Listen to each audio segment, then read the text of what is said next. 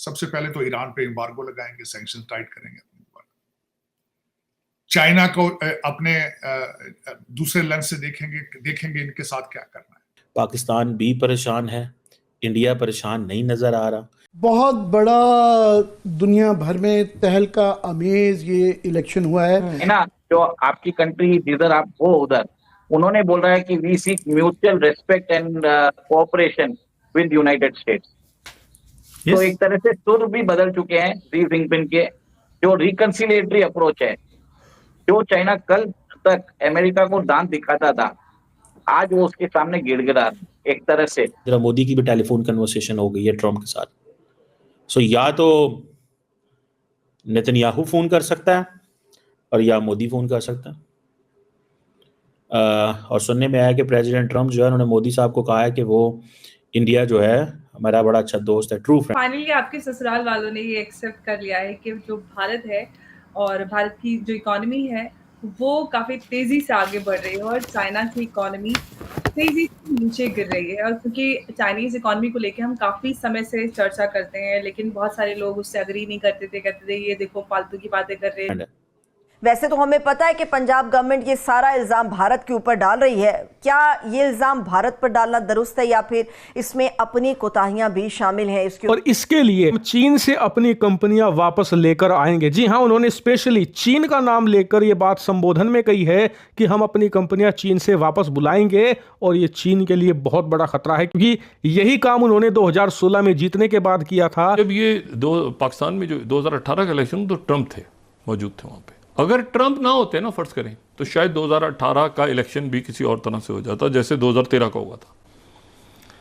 बहुत सी बातें अब इस वक्त यहाँ पे डिस्कस मैं नहीं करना चाह रहा, लेकिन जो है कि 2018 का इलेक्शन भी, चूंकि वहाँ ट्रम्प थे तो इसलिए यानी ट्रम्प के इलेक्शन में ये सारा काम हो गया था। यानी यहाँ पर खान साहब की जो नारा था और वो सारा जो खुली अदर चाइना से जो भी चीजें यूएसए इंपोर्ट करता है उस पे 60% टैरिफ ये लगा देंगे। 60% एक ह्यूमंगस नंबर है, आप खुद इमेजिन कर सकते हैं। जो चीज $100 की पहले बिकती थी चाइनीज इन यूएस, ये $160 की बिका करेगी। मोदी ने आज भी ये कहा है कि मैंने टेक्नोलॉजी डिफेंस, आज सिर्फ मुबारक नहीं देती हैं। इसका मतलब ये होता है कि मोदी मीन्स बिजनेस। मोदी को कारोबार से गर्ज है, मोदी को इन चीजों से कोई। आजकल जोक भी ये आ रहा है कि सुबह उठ के आप गिफ्ट निफ्टी मत देखिए, ट्रम्प का ट्विटर हैंडल देख लीजिए।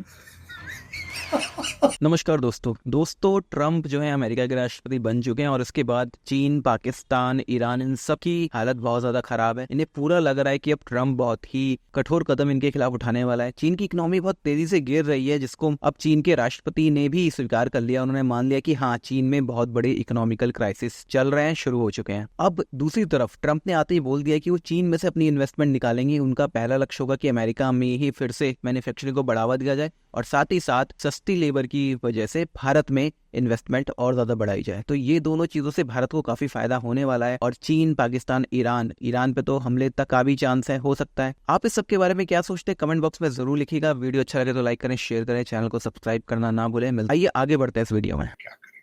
सबसे पहले तो ईरान पे एम्बार्गो लगाएंगे, सैंक्शन टाइट करेंगे अपने ऊपर।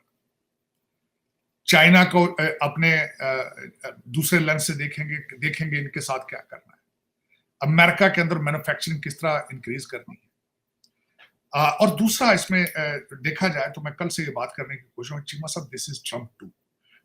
ट्रम्प 1 जो था उसमें सर्कमस्टांसेस कुछ और थे, आज ट्रम्प 2 के अंदर सर्कमस्टांसेस कुछ और है। उस वक्त कोई जंग नहीं थी, इस वक्त जंगें हैं। उस वक्त 21 मिलियन लोग यहाँ पे नहीं थे जो वेटिंग के जरिए आए, आज मौजूद है। सप्लाई चेन अभी रिस्टोर नहीं हुआ है, इन्फ्लेशन सर पे चढ़ी है।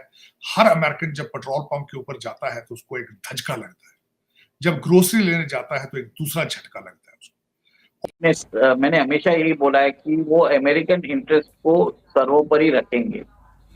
पहले अमेरिकन इंटरेस्ट को देखेंगे, फिर बाद में सबका हिसाब देखेंगे। आज यूरोप में प्रॉब्लम हो गया होगा यूरोपियन लीडर्स को, क्योंकि उनको ये नहीं मालूम है कि नेटो का अस्तित्व क्या होगा अगले साल। और इस हिसाब से यूक्रेन वॉर जो अभी चल रहा है, रशियन पुतिन साहब ने अभी ऑफर कर दिया है कि ready to negotiate with Donald Trump. China जो आपकी कंट्री जिधर आप हो उधर उन्होंने बोल रहा है कि we seek mutual respect and cooperation with United States. तो एक तरह से सुर भी बदल चुके हैं शी जिनपिंग के।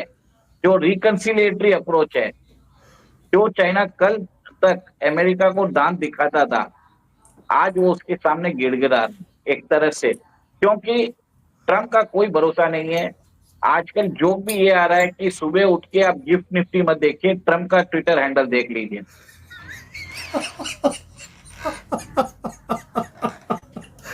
Well said sir, well said. अभी तो ये टोटल क्राउन है, उन्होंने बोल दिया कि भाई ताइवान का क्या होगा, और भाई ताइवान का कुछ नहीं होगा, अभी चाइना चुप करके बैठेगा। ये मैं आपको पहले बोला था। पिछले 6 महीने में कितनी बार आपने वीडियो देखी है, वर्ल्ड वॉर शुरू होने वाला है, ताइवान तो गया। मैं तब से बोल रहा हूँ कि ताइवान का कुछ नहीं होगा। देखिए ताइवान में क्या होगा कि ताइवान को अलाउ किया जाएगा, कि चाइना को अलाउ किया जाएगा कि ताइवान के ऊपर वो अपने जेट उड़ाए, उनकी ब्लॉकेड करे, जिसके कारण अमेरिका अपने आर्म्स ताइवान को आराम से बेच सके। एवरी ईयर $2 बिलियन का कंफर्म्ड ऑर्डर्स आता रहता है। तो ऐसा लुक्रेटिव मार्केट अमेरिका नहीं चाहेगा, और वो खुद ही चाइना को बोलेगा कि आप ये एक्सरसाइज बार बार करते रहो। It makes sense for them. आज राहुल गांधी का वो डायलॉग याद आ गया है, खत्म, tata, bye bye, goodbye, गया। आज रागा भी गया और कमली भी गई, और ट्रंप ने बुलडोज कर दिया है पूरी अमेरिकन पॉलिटिक्स को। ऐसी जीत लेके आए हैं 100-150 साल के बाद, तो कोई हारने के बाद दोबारा जीता है। अमेरिका के अंदर ऐसा होता ही नहीं है कि आप एक बार हार गए उसके बाद दोबारा से खड़े भी हुए हैं, कोई अलाउ करता नहीं है, और खड़े होने के बाद जीता भी, और जीत भी ऐसी कि भाई सेनेट, हाउस, जीओपी, प्रेसिडेंसी सब कुछ जीत लिया, दिल भी जीत लिया है सभी का। ये आज ट्रंप जीता है, बड़े बड़ों की वाट लगने वाली है, भारत के अंदर भी और भारत के आसपास भी। जो ये मोह मैड वाले लोग हैं, कभी वो चुनु मुनु दुनु नीचे मालदीव वाला, कभी ये यूनेस, कभी कोई और, ये सब अब बुरके डालकर बैठने वाले हैं, क्योंकि पता नहीं कब कौन सा मदर ऑफ ऑल बॉम्ब गिर जाए, फादर ऑफ ऑल बॉम्ब्स गिर जाए, कुछ नहीं पता क्या हो सकता है अभी। और ये सारे मोह मैड वाले लोग, ये सारे के सारे अभी छुप कर बैठने वाले हैं। ये भी बताना चाहूंगा कि 2020 में उनको अपमानित किया गया, उनके ही देश के बिग टेक कंपनीज ने उनको डी प्लेटफॉर्म कर दिया। फेसबुक, ट्विटर, इन सब ने उनको डी प्लेटफॉर्म कर दिया। उनके ऊपर केसेस डाले गए, टैक्स फ्रॉड्स के केसेस डाले गए, उनके ऊपर इंक्वायरी बिठाई गई, उनको डिस्क्वालिफिकेशन के लिए भी केसेस डाले गए। इतना ह्यूमिलिएशन करने के बाद इस आदमी की बात माननी पड़ेगी कि इसको अमेरिकन इंटरेस्ट करना था। लोगों ने देखा कि ये आदमी भले ही सीधा कैसे भी बोलता है, इसके इंटेंशन प्योर है। देखेंगे पाकिस्तान, भारत, सुना नरेंद्र मोदी साहब ने भी मुबारक दे दी है उनको, पाकिस्तान के वजीर आजम ने भी डरते डरते मुबारकबाद दे दी है उन्हें, और पता नहीं पाकिस्तानी वजीर आजम समझ आए साढ़ना पता नहीं की बनना है तो की नहीं होना। बहरहाल फॉर अ मोमेंट ये एक बड़ी डेवलपमेंट है। पाकिस्तान भी परेशान है, इंडिया परेशान नहीं नज़र आ रहा। इंडिया को ये टेंशन नहीं है कि क्योंकि इंडिया के पास बायपार्टिजन सपोर्ट है, ठीक है जी, और पाकिस्तान जो है उसके पास कोई सपोर्ट नहीं है, कोई सपोर्ट नहीं है। सऊदी क्राउन प्रिंस मोहम्मद बिन सलमान ने भी मुबारकबाद दे दी है, क्योंकि वो तो पसंद करते हैं। हमारे मीडिया पाकिस्तान के अंदर ये डिस्कस हो रहा है कि जी इंडिया क्या करेगा, हम क्या करेंगे, क्या होगा और क्या नहीं होगा। मैंने पाकिस्तानी मीडिया में आज सारा दिन मैं पाकिस्तानी मीडिया पे था, और मैं एक चीज़ बताता रहा कि भाई साहब साउथ एशिया जो है ना उसको बेसिकली इंडिया ने इररेलेवेंट कर दिया। South Asia is no more a relevant reason.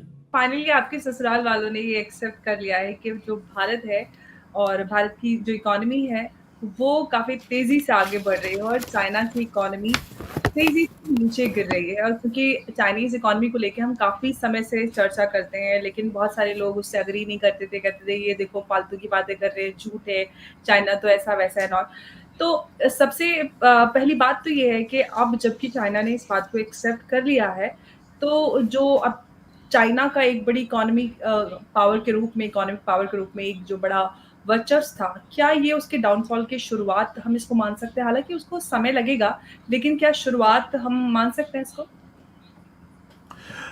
Amber जी, सबसे पहले तो जब आपने मुझे इनवाइट किया आज, मैं समझ गया था कोई ना कोई आपने चुगलियाँ ही करनी होगी चाइना की, तभी उन्होंने मुझे बुलाया है। बट ये चुगलियों का काम नहीं है, इकोनॉमी इज नॉट समथिंग जिसके ऊपर आप मजाक उड़ा सकते हैं। बहुत डीप चीज़ें होती हैं जिसको एक एक चीज़ को समझना जरूरी है। जब उन्होंने बोला कि भारत की इकोनॉमी राइज कर रही है, तो आपको मालूम है कि हमारा एक कंपनी का शेयर है जो 3 रुपये से 2,70,000 पर वो पहुंच गया। मैं बात कर रहा हूँ एलसिड जो इन्वेस्टमेंट्स का जो शेयर का हाल हुआ है। भाई इतनी उछाल, दुनिया में सारे रिकॉर्ड जितने भी हैं वो सारे तोड़ दिए हैं एक ही शेयर ने। इसको यहाँ पर बहुत ज़्यादा डिस्कस किया गया सोशल मीडिया के अंदर भी। भारत में इतनी उछाल है क्योंकि चाइना के अंदर कोई भी अगर शेयर 10% से ऊपर जाता है तो वहाँ पर कट लग जाता है। They do not allow it to rise that much. लेकिन भारत में ये हुआ है, तो उससे लोगों के दिमाग में एक बात आ गई कि भारत की जो मार्केट है या स्टॉक मार्केट है या कंट्री है वो राइज कर रही है। जब स्टॉक मार्केट की बात आई तो साथ में हमारी जो राइज है 7% पे 7.5% पे उसकी बात भी आई, जबकि चाइना में ऐसी चीज़ें नहीं हो रही। तो एक तरफ तो ये दोस्तों, चीन की इकोनॉमिकल कंडीशन को लेकर मैं एक डिटेल वीडियो बनाने वाला हूँ। आज ही उसे पोस्ट करूंगा या मैक्सिमम कल तक पोस्ट हो जाएगा, तो उसे ज़रूर देखिएगा। उससे आपको पता चलेगा कि चीन में किस तरह के इकोनॉमिकल क्राइसिस चल रहे हैं और हम किस तरह से इस तरह की गलतियों से बच सकते हैं जो चीन ने की है। आपको ये वीडियो कैसा लगा कमेंट बॉक्स में ज़रूर लिखिएगा। वीडियो अच्छा लगा तो लाइक करें, शेयर करें, चैनल को सब्सक्राइब करना ना भूलें। मिलते हैं अगले वीडियो में, तब तक के लिए जय श्री राम।